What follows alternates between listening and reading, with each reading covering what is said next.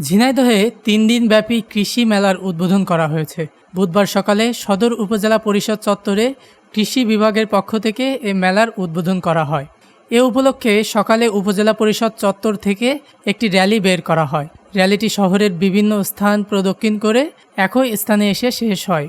সদর উপজেলা নির্বাহী কর্মকর্তা রাজিয়া আক্তার চৌধুরীর সভাপতিত্বে গাঁদা ফুলের ফিতা কেটে ও বেলুন উড়িয়ে মেলার উদ্বোধন করেন ঝিনাইদহ জেলা প্রশাসক এস.এম. রফিকুল ইসলাম। অনুষ্ঠানে জেলা কৃষি সম্প্রসারণ অধিদপ্তরের উপপরিচালক কৃষিবিদ ষষ্ঠীচন্দ্র রায়, যশোর জেলার কৃতি সন্তান ও ঝিনাইদহ সদর উপজেলার কৃষি অফিসার নূরে নবী, সদর উপজেলা অতিরিক্ত কৃষি অফিসার মোহাম্মদ জুনায়েদ হাবিব, উপজেলা প্রকল্প কর্মকর্তা নিউটন বাইন সহ অন্যান্যরা উপস্থিত ছিলেন।